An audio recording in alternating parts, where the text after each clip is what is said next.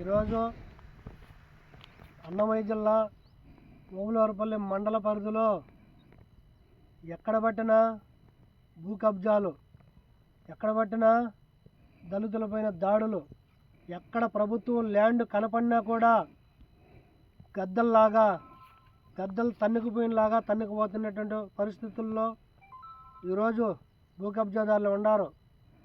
ఈ ఎర్రగొండకోట revenue 1150 survey నెంబర్లో దాదాపు ఒక్కొక్క పాస్బుక్కు 70,000 80,000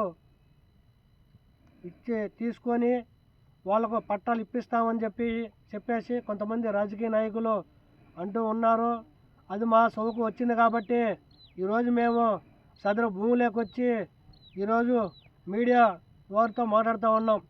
ఇప్పటికైనా కానీ రెవెన్యూ యంత్రాంగానికి మేము ఒకటే చెప్తా ఉన్నాం, ఇక్కడ 1150 సర్వే నెంబర్ భూమి ఒక్క చెంటు కూడా ఎక్కడికే కానీ పోయే ప్రసక్తే లేదు. ఎందుకంటే ఇది గత 20 సంవత్సరాల నుంచి దళితులు ఆధ్వర్యంలో ఉన్నటువంటి భూమి. దీన్ని ఎక్కడైనా దొంగ పాస్బుక్లు సృష్టిస్తే వాళ్ళపైన ఖచ్చితంగా ఇప్పుడున్నటువంటి రెవెన్యూ తహసీల్దార్ గారు కేసు పెట్టి వాళ్ళకు జైలుకు పంపించాలి.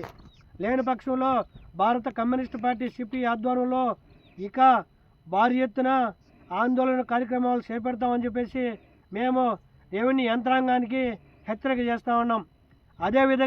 అదేవిధంగా గతంలో కూడా ఇదే ప్రకారం కొంతమంది రాజకీయ నాయకులు వైఎస్ఆర్సీపీ ప్రభుత్వంలో కూడా రాజకీయ నాయకులు మాది అని ఇక్కడికి వస్తే భారత కమ్యూనిస్ట్ పార్టీ సిపిఐగా దళితులు అందరం కలిసికట్టుగా వాళ్ళను తరుము కొట్టడం జరిగింది.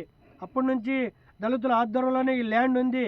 ఈ ల్యాండ్ను అతి తొందరలో రెవెన్యూ యంత్రాంగం గమనించి ఇక్కడ ఉన్నటువంటి దళితులకు పట్టాలు మంజూరు చేయాలని భారత కమ్యూనిస్ట్ పార్టీ సిపిఐగా మేము డిమాండ్ చేస్తున్నాం.